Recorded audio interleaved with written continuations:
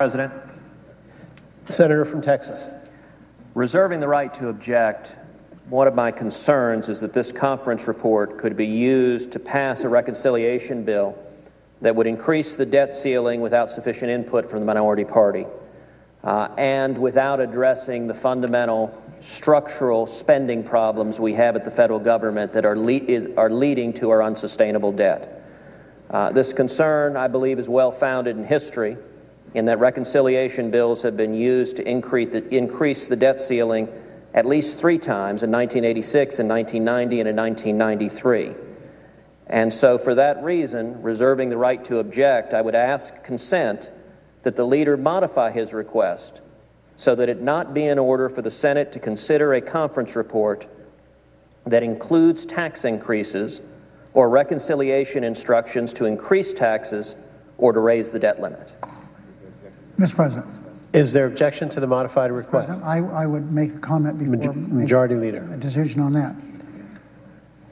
The Senate considered the budget, and that's an understatement.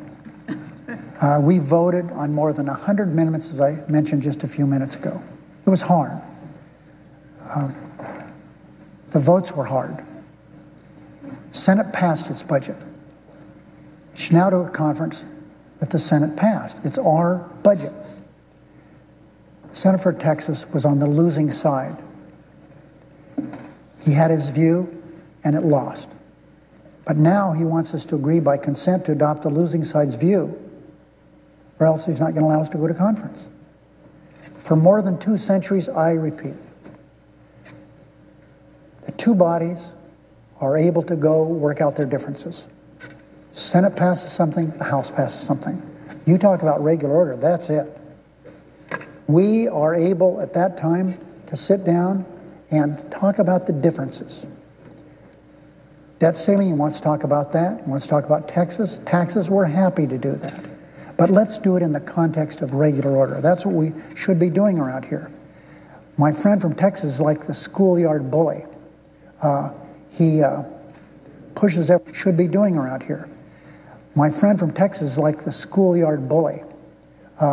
He pushes everybody around and is losing, and instead of playing the game according to the rules, he not only takes the ball home with him, but changes the rules. That way, no one wins, except the bully tries to indicate to people he has won. We're asking the Republicans to play by the rules and let us go to conference. I don't think it takes a lot of wizardry to figure out that we know how the American people feel about what they want done with this country. They want us to get on a pathway of growth and economic vitality, which has been hindered. Now, the Republicans have they have things they want to do. We have things we want to do. Why can't we sit down as reasonable men and women and work out our differences? That's what a conference is all about. So I object to what my friend suggests. It's actually fairly ridiculous, if you want the truth, to before we go to conference, determine what you are going to do or not do in the conference. That's not how we do things around here. Objection is heard. Is there objection to the original request? Mr. President. Senator from Texas.